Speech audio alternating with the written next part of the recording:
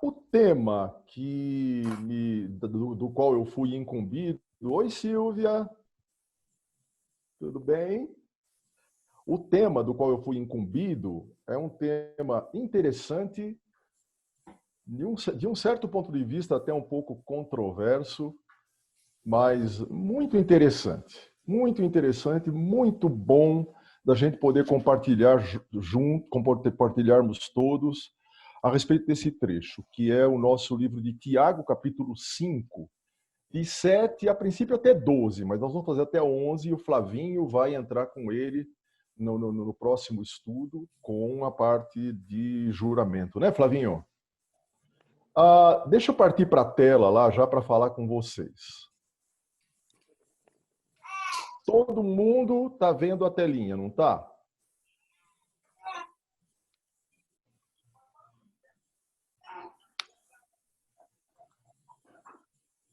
Todo mundo está vendo a tela? Ok. Se alguém não tiver, se manifesta aí para eu poder saber. Nós vamos falar a respeito da paciência hoje, né? E paciência, num certo sentido, ela é parente da longanimidade nos relacionamentos, na maneira como devemos tratar o irmão, como devemos tratar as pessoas. Pessoal, eu não vou correr, viu? Eu vou fazer com calma, porque o nosso diretor de escola dominical me disse que a gente não deve ficar tiranizado pelo tempo, né? Escravo das palavras. Vamos com calma, porque a gente tem tempo de tratar um tema, ouvir os irmãos, e vai ser mais gostoso assim. Na escola dominical, na igreja, é mais complicado, né? Que se a gente passa 10 minutos, 15, o pessoal já está botando os bofes para fora. Mas aqui a gente pode ir com mais calma, né? Paciência, igual a longanimidade nos relacionamentos. Mas parece que se você for ler o texto de Tiago, que nós vamos ler já já, ele dá uma ênfase maior para a paciência como perseverança, né? Como perseverança, como aquela palavra complicada da língua portuguesa, mas que está muito em voga atualmente, é resiliência. Aqui, né, como a bolinha de golfe. A bolinha de golfe, quem já pegou uma bolinha de golfe, pode ser a bolinha de tênis também. Ela é dura que nem um ferro, a bolinha de golfe, mas ela é feita de um material que, quando ela leva a pancada do golfista, ela vai como um ovo pelo ar até voltar à forma de novo. Ela se molda, mas ela volta de novo à forma, né? Parece que a ênfase que é dada em Tiago, até porque a epístola foi escrita num tempo de grande aflição para os crentes. Ela falava de sofrimento, sofrimento e provação, ou sofrimento no meio das provações. Então, tem esses dois enfoques. Nenhum dos dois são. A ênfase maior apenas é com a paciência igual a perseverança, né? Por exemplo, quando a gente. Que pena que não apareceu a imagem que eu queria aqui. Eu coloquei uma imagem interessante, mas acho que eu não salvei, né? Mas tudo bem, quando o marido fala com a esposa, uma conversinha animada de marido e esposa, né? Normalmente eles estão discutindo a relação, então a esposa fala e o marido fala atrás, ou o marido fala e a esposa fala atrás. Via de regra acaba em briga, né? Via de regra acaba em confusão. Mas, de qualquer maneira, quando um dos dois se cala, parece que a lenha que estava sendo jogada na fogueira é aplacada, é acalmada, né? Não quer dizer que você não deva discutir a relação com a tua esposa, mas eu me lembro de um escritor muito famoso chamado Gabriel Garcia Marques, que escreveu um livro famoso, 100 Anos de Solidão, que falava de uma cidade chamada Macondo. É um livro lindo que eu li lá na minha juventude, numa sentada só. Quem gosta de ler, quem gosta de literatura, leia 100 Anos de Solidão, do Gabriel Garcia Marques. E ele teve um casamento, porque a esposa dele morreu há poucos anos atrás, que durou mais de 50 anos, durou quase 60 anos antes que ela morresse. E os comentaristas, os entrevistadores gostam de perguntar para ele: Gabriel, qual é o segredo para um casamento tão longevo? Né? Ele dizia assim: olha, o conselho que eu dei para não ficar discutindo muito a relação, né? Para parar logo de falar, porque senão dá briga. Esse é um método bom. Mas não é disso que nós vamos falar hoje, tá bom? Nós vamos falar do outro tipo de paciência, né? Ou mais enfaticamente, do outro tipo de paciência, né? Então vamos lá. A carta de Tiago, até pela importância do tema, ela começa e termina com uma chamada dos crentes à paciência. Se você puder abrir a tua Bíblia lá e ver lá no capítulo 1, você já vai notar, versículos 2 e 3 do capítulo 1, você já vai encontrar uma chamada à perseverança, que é esse tipo de paciência da qual nós vamos dar mais ênfase na nossa conversa de hoje, né? Quando Tiago dizia assim: meus irmãos, considerem motivo de grande alegria o fato de passarem por várias provações, pois vocês sabem que a prova da sua fé produz paciência, produz perseverança. E a perseverança deve ter ação completa, a fim de que vocês sejam maduros e íntegros, sem lhes faltar coisa alguma. Isso logo na abertura da carta, ele já já insiste com os irmãos a respeito da paciência.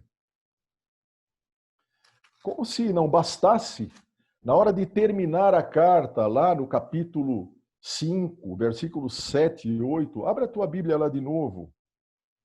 No capítulo 5 dessa carta que estamos estudando, ele diz assim: portanto, irmãos, sejam pacientes até a vinda do Senhor. Vejam como o agricultor aguarda que a terra produza a preciosa colheita e como espera do outono e da primavera. A outra versão da Bíblia diz assim: como espera pela chuva serôdia e pela chuva temporã e pela chuva serôdia. A chuva que normalmente dá em maio, ou melhor, a chuva que normalmente dá na primavera, né? E a chuva que dá no outono, a primeira e a última chuva. O lavrador planta e espera, né? Para ambas existe um prêmio, né?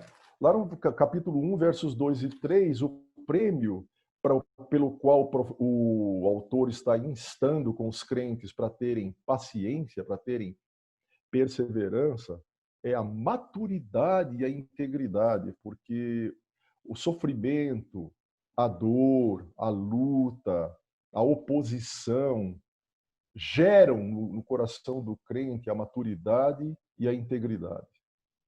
No capítulo 5, 7 e 8, a chamada perseverança aponta para alguns modelos que nós vamos ver com calma esses modelos hoje aqui. E há um prêmio. O prêmio é a vida eterna. O prêmio é a certeza da vinda do Senhor. O prêmio pela paciência é a certeza de que teremos uma consolação completa pelo que padecermos aqui por causa do amor a Cristo. Tá bom, irmão? Eu quero que você se posicione nesta direção, que vamos falar de paciência com a ênfase maior que o apóstolo dá. É claro que temos que ter paciência uns com os outros. A rigor, ele fala em algum pedacinho aqui que é preciso que os irmãos não se queixem uns dos outros. De certa forma, é o exercício da paciência naquele sentido da longanimidade, né? Para a gente ter paciência com os irmãos. Mas isso é uma lição que todo mundo já sabe de velho, né? A ênfase é mesmo a paciência com relação ao sofrimento. Então, é hora de alinharmos nesse nosso estudo hoje de manhã, gente, que para o crente haverá sofrimento insuportável sem o exercício da paciência. Não vamos entrar no mérito de se temos vivido a nossa vida cristã com pouco, muito ou nenhum sofrimento. Isso nós vamos evoluir até esse ponto. Mas, de fato, a paciência no sofrimento, ela nos exerce, nos treina, ela nos exercita, perdão, para o amadurecimento e para a volta do Senhor, para termos a expectativa paciente na volta do Senhor.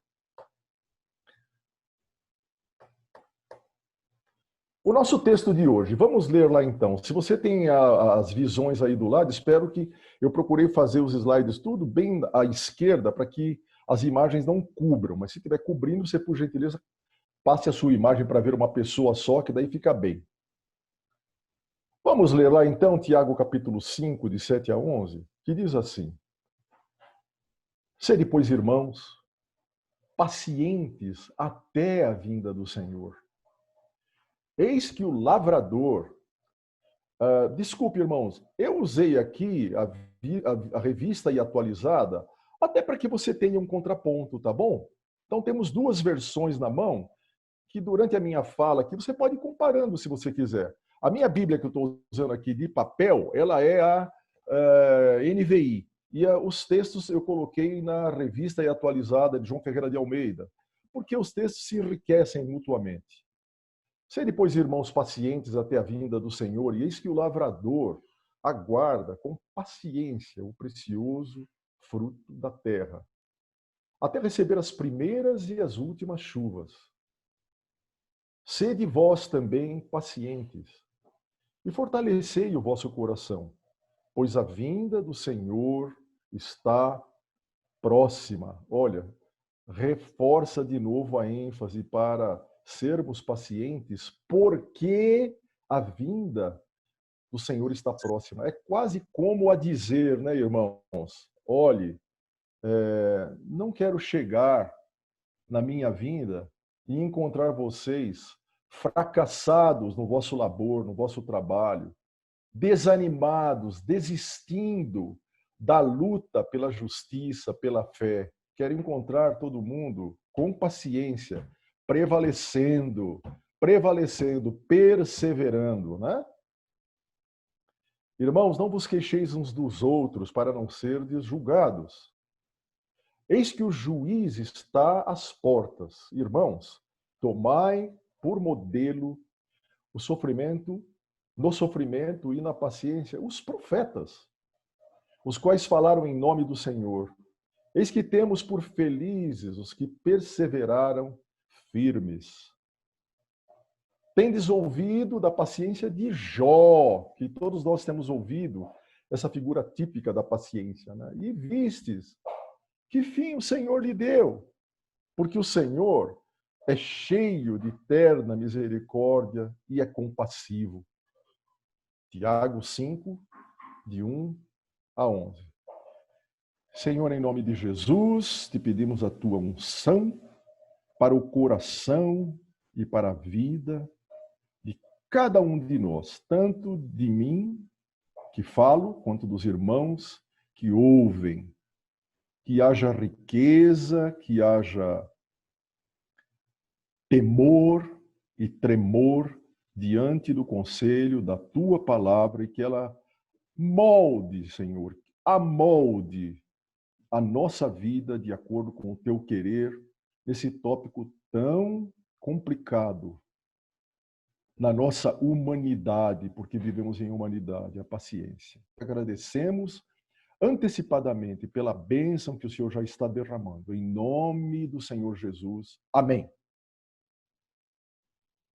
Sede, pois, irmãos pacientes, a vinda do Senhor está próxima. Você vê que ele coloca ênfase em três figuras nesse trecho, não é não, gente?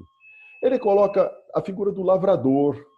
Olha o que a gente consegue pegar da figura do lavrador. Ele coloca ainda a figura dos profetas. E ele coloca, por fim, a figura de Jó para serem exemplo de paciência ou de perseverança. Se depois, irmãos pacientes até a vinda do Senhor, eis que o lavrador aguarda com paciência o precioso fruto da terra, até receber as primeiras e as últimas chuvas. Sede vós também pacientes e fortalecei o vosso coração, pois a vinda do Senhor está próxima.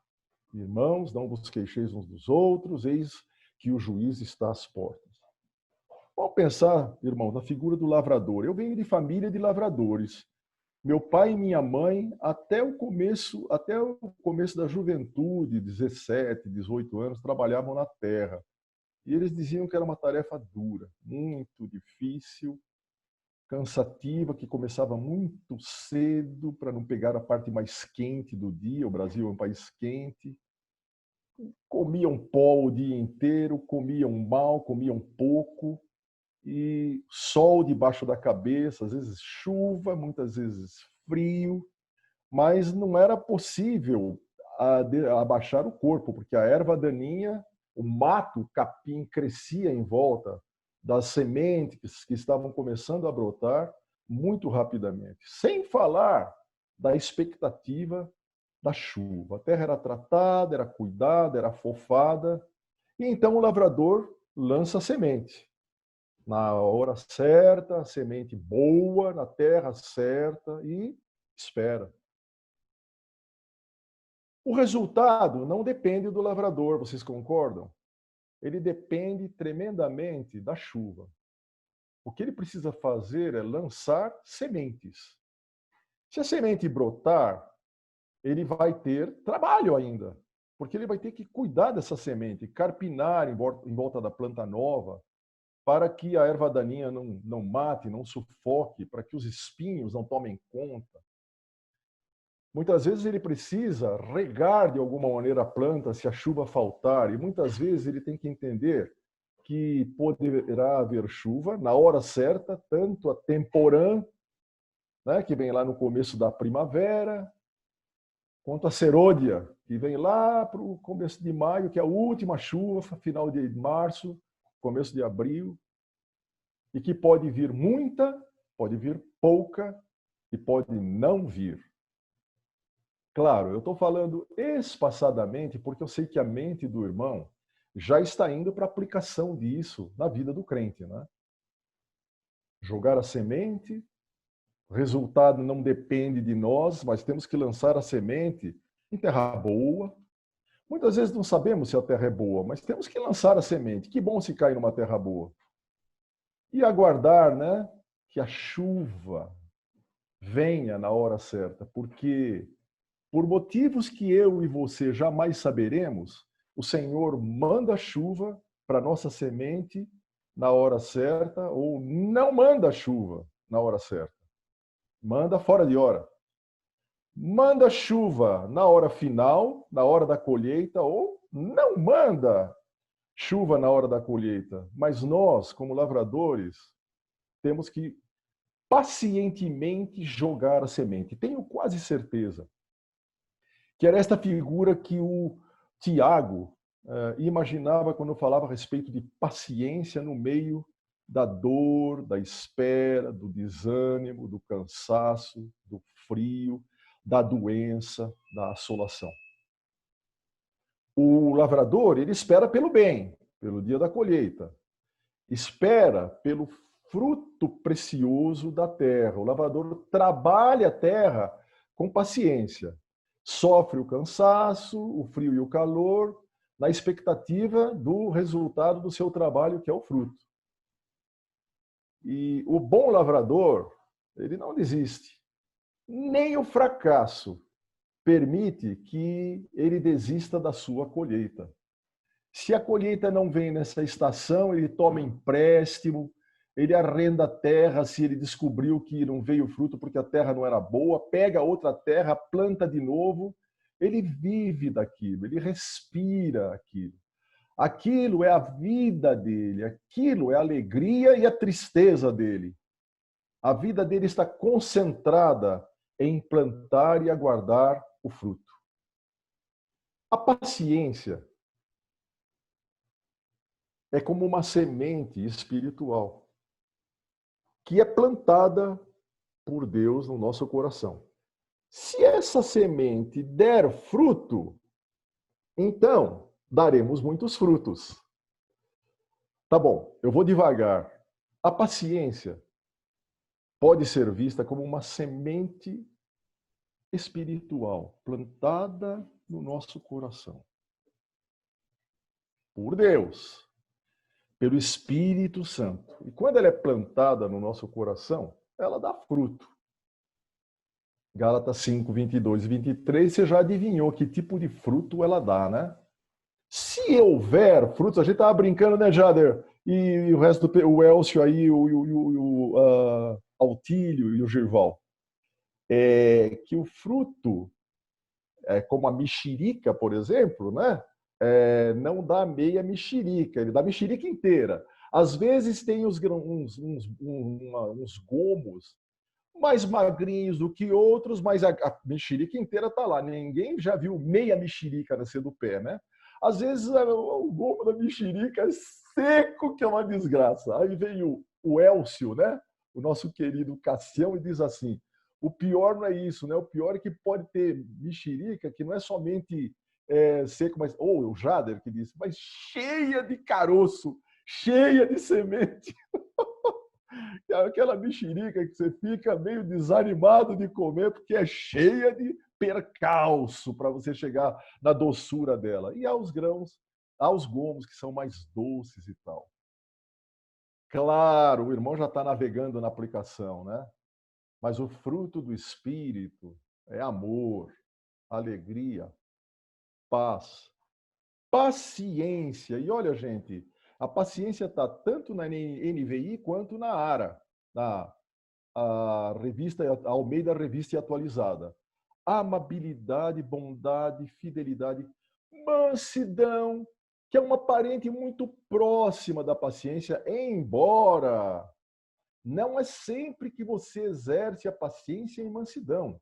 Às vezes, a paciência, irmãos, é exercida debaixo de muita guerra, de muito sangue, de muito enfrentamento, de muita luta, de muito descaso, de muita dor. E aí não tem muito a ver com a mansidão. Tem a ver com a mansidão no sentido de que quando você trata nos seus relacionamentos com os irmãos, com a família, você precisa ser manso para exercer a paciência com filhos, com a esposa, e ela com você e com os filhos.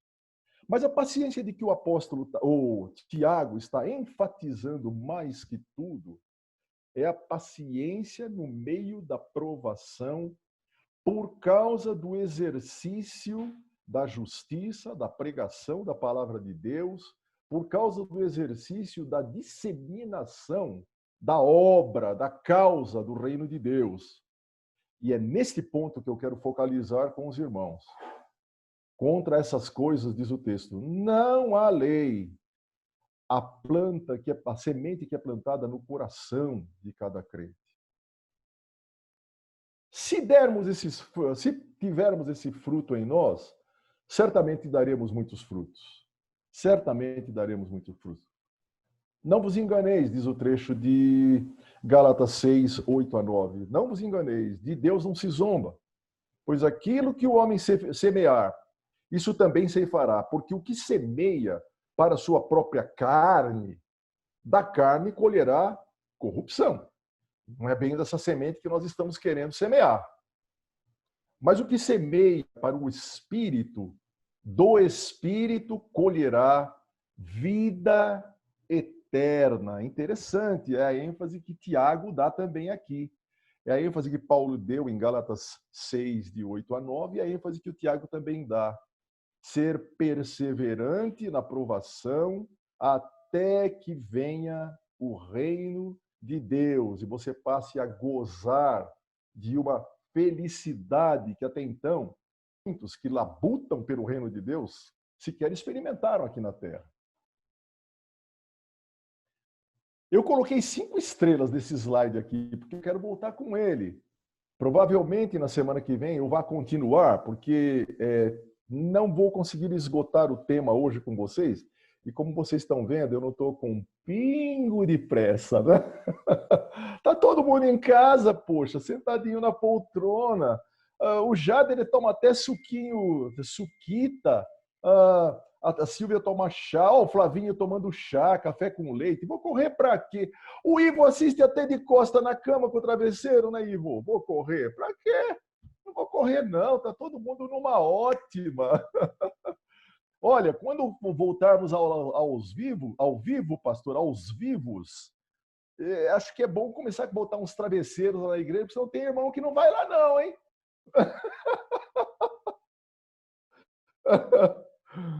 Eu coloquei cinco estrelas aqui, porque esse slide nós vamos voltar a ele, porque ele tem alguns segredos escondidos aqui. Alguém quer falar? Se alguém quer falar, eu vou dar a palavra. Eu vou passar aqui para a minha telinha e vou dar a palavra para você falar. Deixa eu ver aqui onde é que eu... Tela cheia. Você pode abrir, Flávio?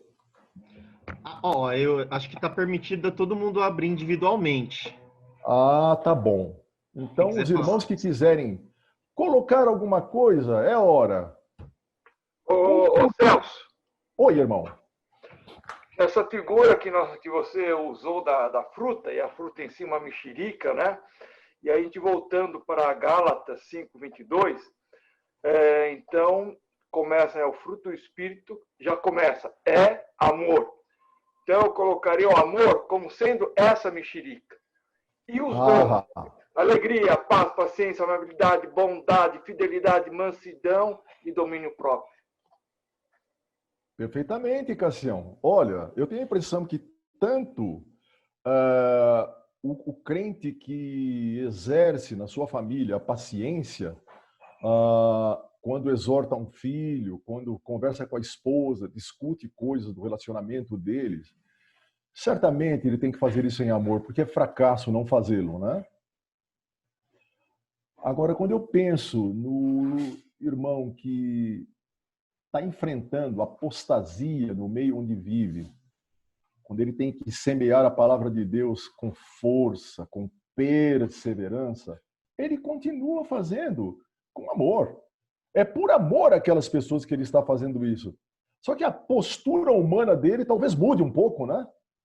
Nós vamos falar dos profetas já, e a gente vê, né, Cássio, que eles eram homens duros, eram homens sofridos, perseguidos, batidos pela perseguição. E muitos deles falavam que parecia até que eles falavam com rancor, com raiva, sobre a desgraça que eles viam, a disseminação tenebrosa do pecado que eles viam em volta deles. Não deixa de ser amor, não deixa de ser um homem de Deus exercendo um fruto, um gomo da mexerica, do fruto do Espírito que ele tem em seu coração. Sem dúvida alguma. Endosso tua palavra. E é bom porque ela ressalta, né, Cassião, os dois aspectos que a gente pode olhar a paciência. O aspecto da mansidão, quando tratamos com os nossos irmãos, quando estamos exortando para uma correção de caminho na família, na igreja. E a paciência, quando ela tem que ser exercida no exercício da palavra profética. Você sabe, Cássio, eu tenho a impressão de que muitos de nós temos, como cristãos, um ministério como profetas. Eu não diria que são todos, mas eu diria que muitos de nós temos. Deus nos fez moldados para sermos profetas. Hoje em dia não é por mera revelação, mas hoje em dia é pela força da palavra de Deus. Pela força da palavra de Deus, nós somos profetas também. Não é só aqueles do passado que têm que exercer com firmeza, com dureza, muitas vezes. Falar a respeito do pecado nem sempre é uma coisa fácil. Eu diria que nunca é uma coisa fácil, até porque a gente também é pecador. Mas o profeta de Deus, ele usa a palavra de Deus, né, para falar a respeito das verdades eternas e corrigir tenebrosos desvios. Eu não vejo a figura de Martinho Lutero, de John Hus. Eu não vejo a figura de grandes evangelistas e grandes missionários como homens muito mansos, tranquilos, com aquele arzinho angelical. Eram homens que certamente tinham um caráter firme, duro, provado, moldado para enfrentar situações de grande risco, de grande perigo. Não é verdade, Cássio? Celso, queria fazer um comentário também Pois que eu não. acho muito relevante o texto que você trouxe de Gálatas, porque acho que é muito importante nós termos isso em mente, que essa paciência que nós estamos conversando, ela é um fruto do Espírito Santo de Deus. Ela não é algo que eu ou qualquer um de nós seja capaz de desenvolver por si só, mas ela é algo que vem de Deus. E para quem tem o Espírito Santo de Deus, porque ela tem uma.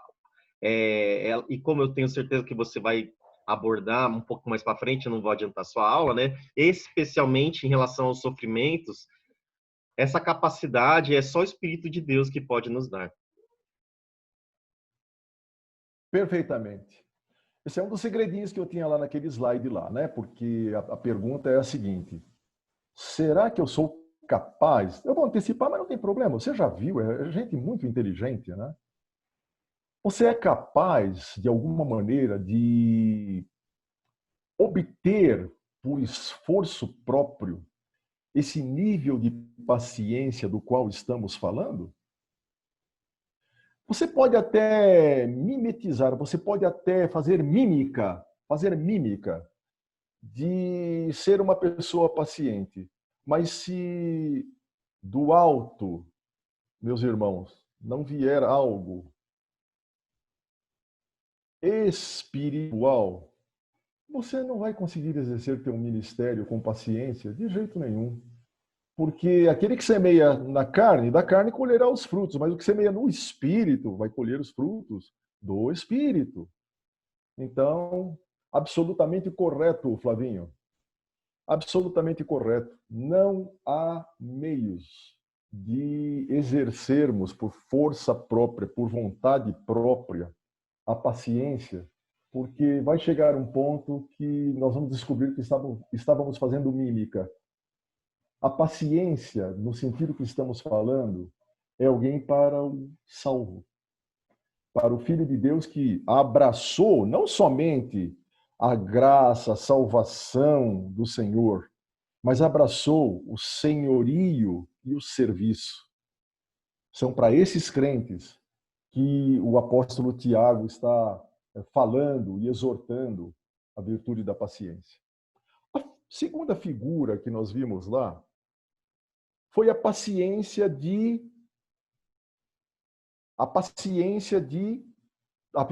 do profeta. 5 de 10 a 11, a primeira parte. Irmãos, tomai por modelo no sofrimento e na paciência os profetas, os quais falaram em nome do Senhor. Eis que temos por felizes os que perseveraram firmes. Olha, se o Tiago falou que tomava por felizes, nós tomamos por felizes também os que perseveravam firmes, é porque, de certa forma, deveria haver muitos que não perseveraram firmes. Então, irmãos, por bem intencionado que você seja, por magnífica que seja a causa que você abraçou, a causa do reino de Deus, se você não perseverar firme, é capaz de você ficar no meio do caminho assim mesmo. Se não vier da parte de Deus uma força extraordinária e da tua parte disponibilidade, vigilância, você pode ficar no meio do caminho. Eu peguei aqui alguns profetas, um deles que eu li com a Vera aqui, no livro de 2 Reis, um dia desses, que falei, puxa vida, que profetaço esse, que profetaço. Está lá em 1 Reis, se você puder abrir a tua Bíblia, lá seria legal.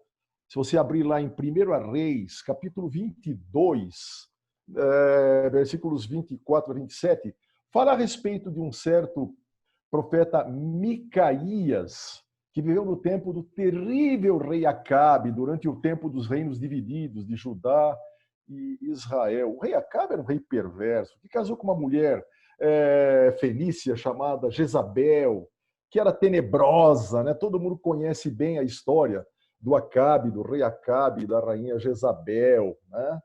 O reino de Israel vivia misturado.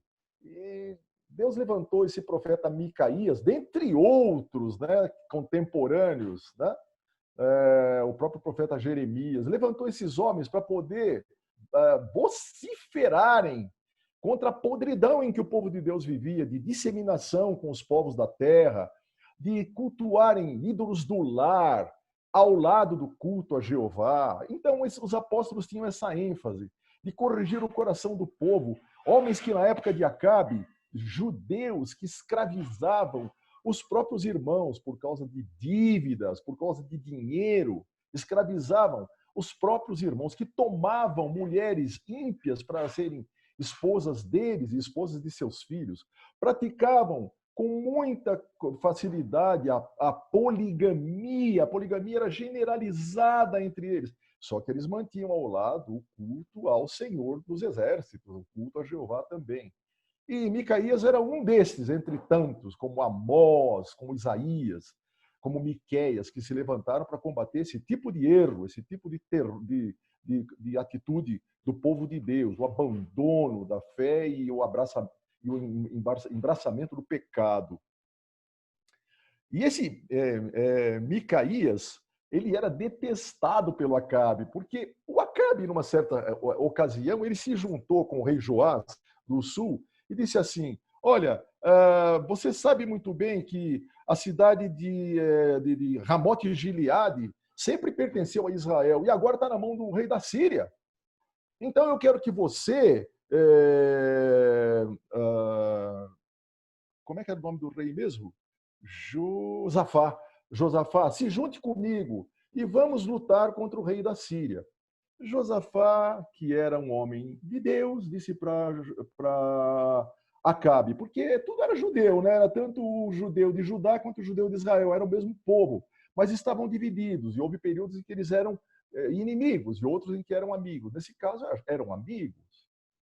E Josafá disse para Acabe: Acabe, é melhor você consultar o Senhor. Ah, ok. Tá bom, vamos consultar o Senhor. Chamou lá os 400 profetas que ele tinha a serviço dele lá e perguntou para os profetas: vocês acham que devemos ou não atacar Ramote Gileade? E os 400 profetas diziam: sim, rei, você deve atacar Ramote Gileade, porque o Senhor dará Ramote Gileade na vossa mão e vocês vão ser vencedores. Sabe como é, né? Você debaixo de um rei tirano, servindo a ele, era bom que você falasse o que ele gostaria de ouvir, né? Quantas vezes nós temos esse compromisso quando lançamos a semente do Evangelho? Eu posso dizer, irmãos, vergonhosamente, que eu já fui pego por essa espécie de apostasia. Concordar com muita coisa do pecador para quem eu estou distribuindo a palavra de Deus, a fim de que ele não fuja, de que ele não vá embora, de que ele continue ali por perto, tal. Não foi exemplo de Micaías, não.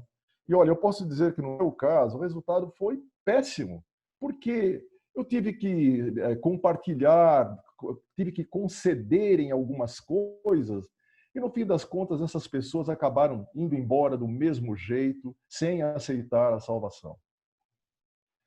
Micaías não fazia isso, Micaías era duro. E quando os 40 profetas disseram muito prontamente, né, para o rei Acabe, para o rei Josafá, que eles poderiam lutar para reobter a cidade conquistada pelos sírios, o Josafá perguntou outra vez: escute, não tem mais nenhum profeta aqui? E o Acabe disse assim: olha, tem mais um profeta assim, que é o Micaías, mas não gosto muito de falar com ele, não, porque ele é alguém que só diz coisas terríveis, só diz coisas ruins para mim. Assim mesmo, o Josafá insistiu com ele e acabou chamando o Micaías. E lá veio Micaías, sabendo da situação, e que o Acabe estava querendo que ele dissesse o que ele, o rei, gostaria de ouvir. E rei naquela época, gente, era assim, muitos deles, se não apresentassem o cetro para você pôr a mão quando você ia falar com eles, você podia ir de lá para o patíbulo, direto para a forca, direto para a fogueira, era morto. Micaías foi à presença do rei, e o rei perguntou a ele a princípio: Micaías, devemos atacar Ramote Gileade ou não? E Micaías, talvez até com um ar um pouco cínico, diz assim, sim, rei, vá até lá e ataque Gileade, você não vai ter outra coisa a fazer.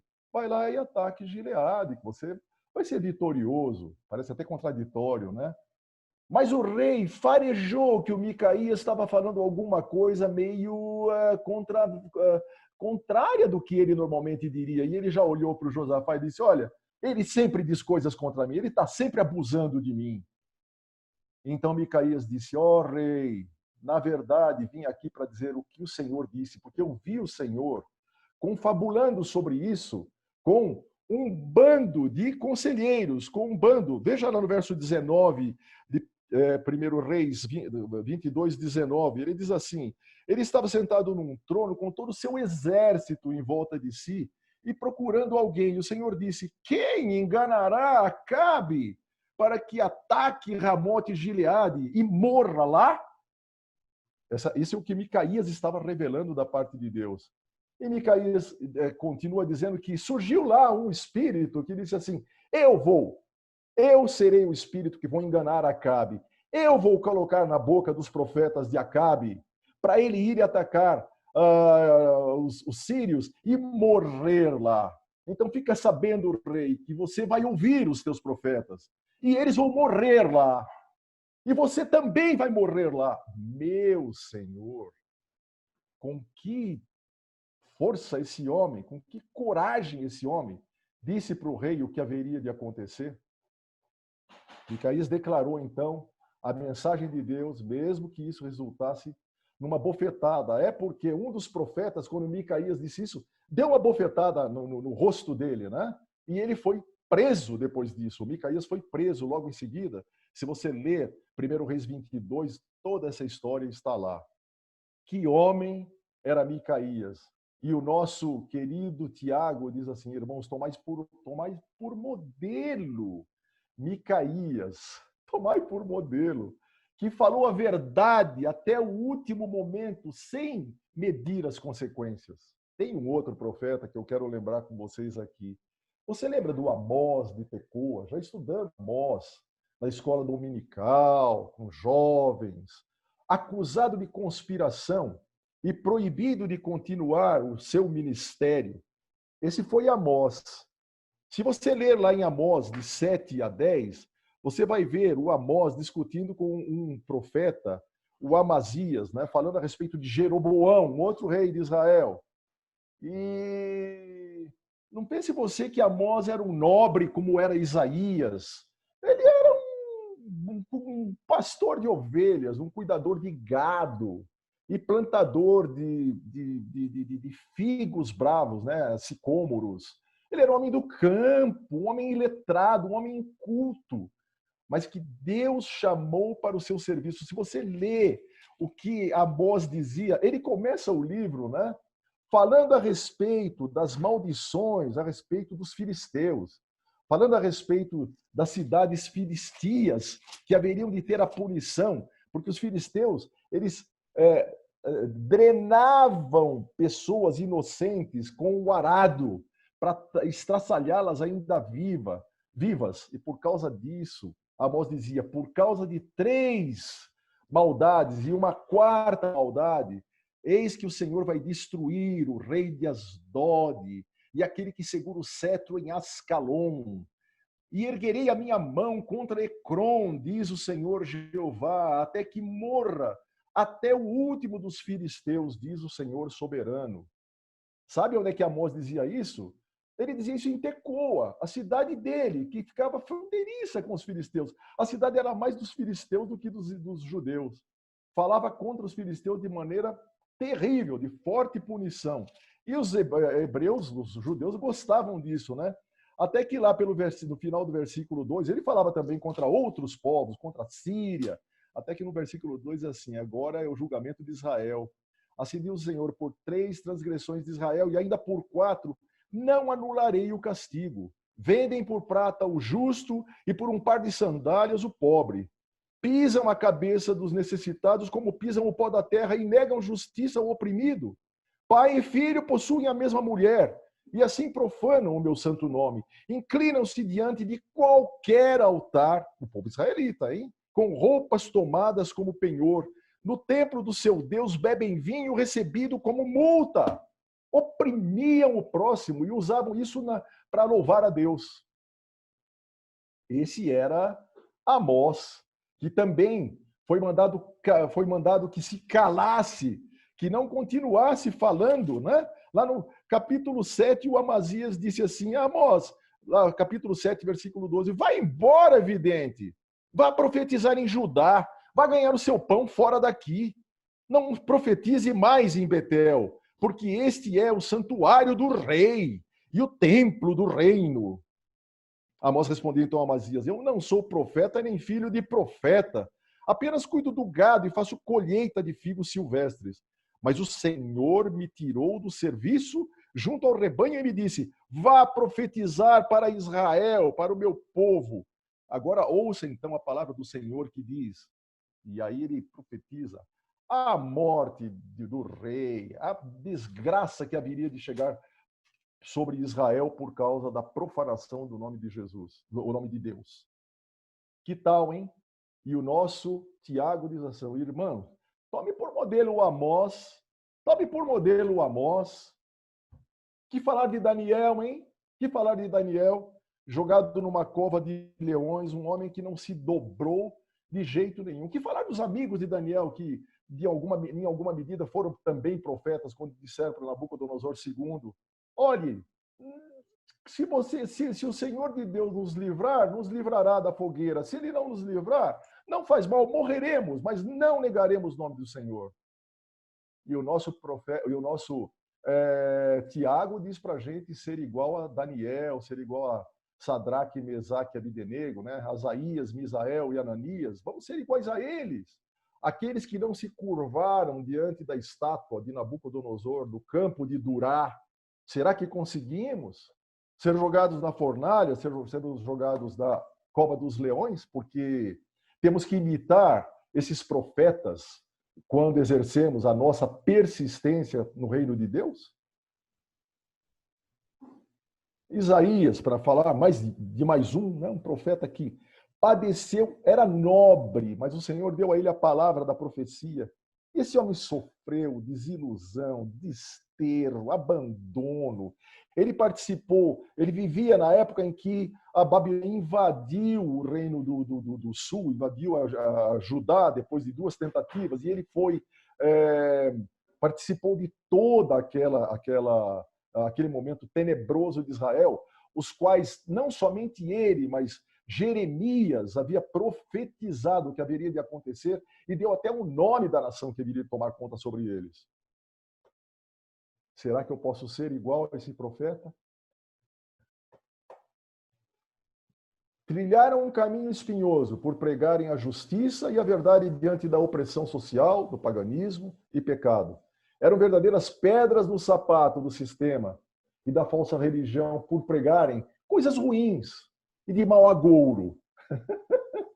Será que eu e você estamos dispostos?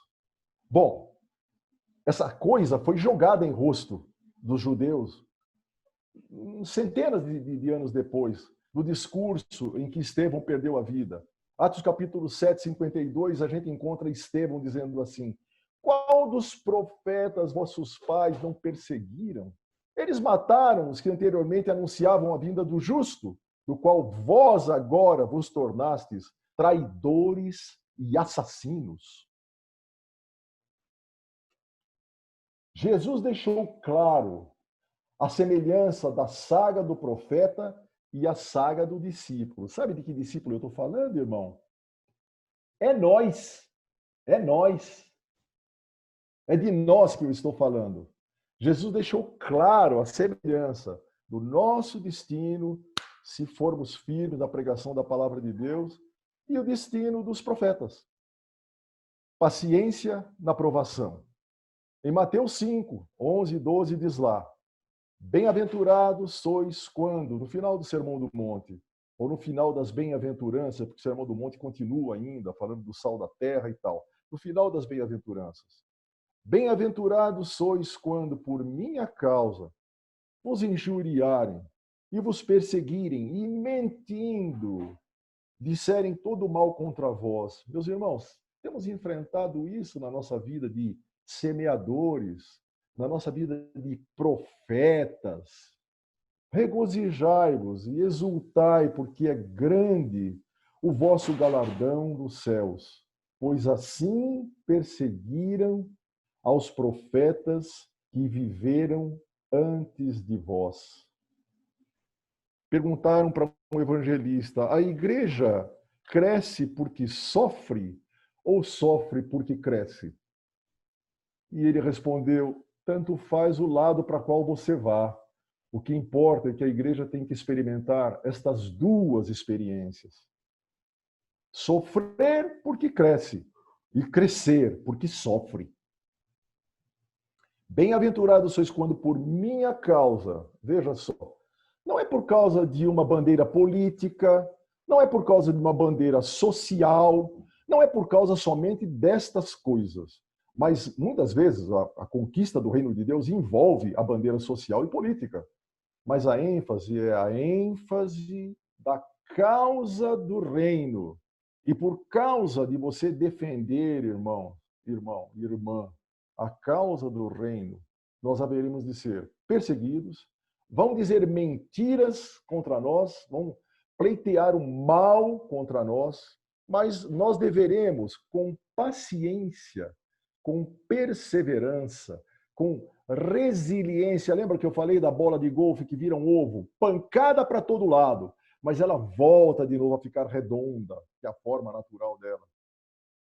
Quando nos perseguirem, mentirem, disserem todo mal contra nós pela causa do reino, regozijemo-nos e alegremos-nos e exultemos, porque é grande o vosso galardão nos céus. Pois assim perseguiram os profetas que viveram antes de vós. Muito claramente, Jesus está nos associando à mesma espécie de perseguição. Agora eu quero ouvir vocês de novo. Quero ouvir vocês, se há algum contraditório, se você tem uma visão mais ampliada, uma visão contraditória a essa, o irmão tem a palavra.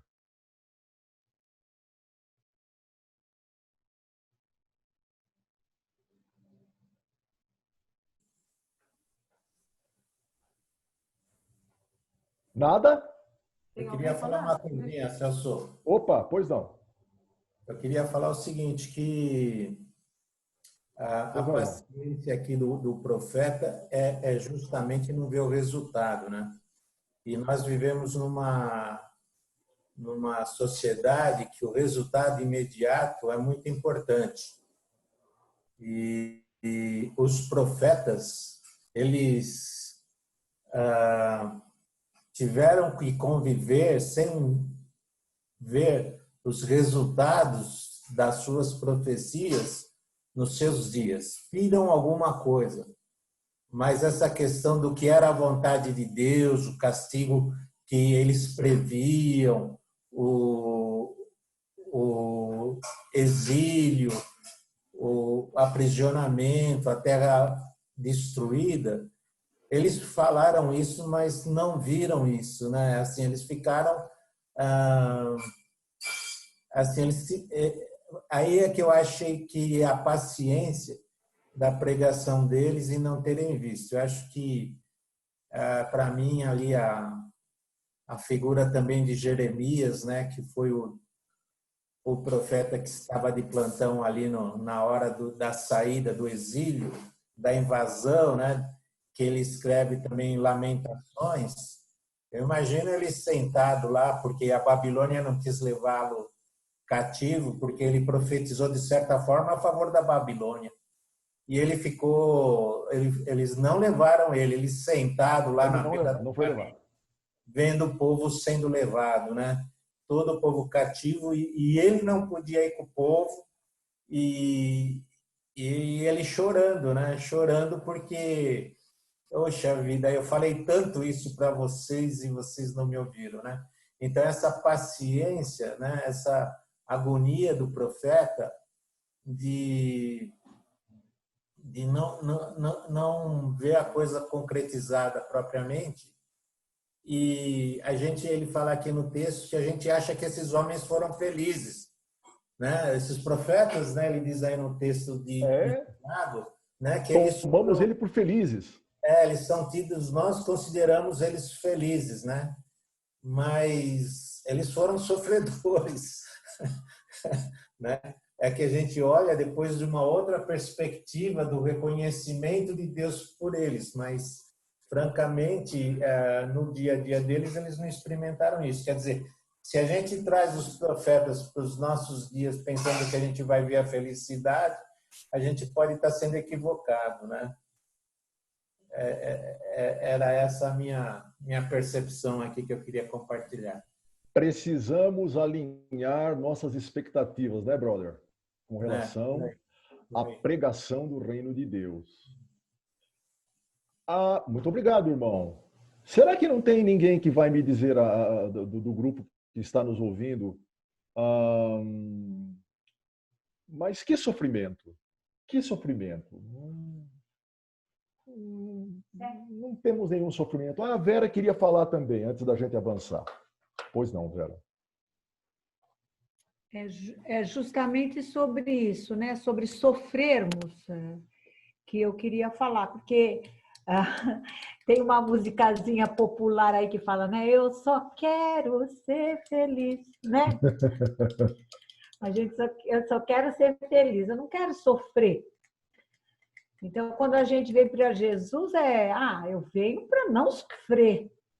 Mas a proposta de Cristo né, bênçãos tereis vós quando vos perseguirem. E aqueles que querem viver piedosamente, também a palavra diz, seriam perseguidos. E, falando em sofrer, eu quero só deixar um exemplo prático, então, o Celso estava falando de sofrimento, né? Quando a nossa sobrinha Renata se converteu, e o Robson, ela veio dos Testemunhas de Jeová, de uma doutrina errada, porque ela estava com uma lavagem cerebral por aquela doutrina, né? E foi também sofrido para nós o processo dela entender todas as verdades, mas aquilo tinha sido sofrido em termos de oração, sofrido em termos de testemunho, e também sofrido logo depois que ela aceitou, porque ela tinha dúvidas, ela checava a palavra de Deus com a doutrina lá. Mas eu quero lembrar que ela sofreu muito. Ela sofreu por ter abraçado a fé cristã e a mãe não aceitando mais ela na casa dela, ela não podendo chamar a mãe para a casa dela, ela não podendo ir em Natal, aniversários e tudo mais, participar com a mãe com alegria. Então, isso trouxe e ainda traz para a Renata muito sofrimento. Mas o testemunho dela tem sido fiel.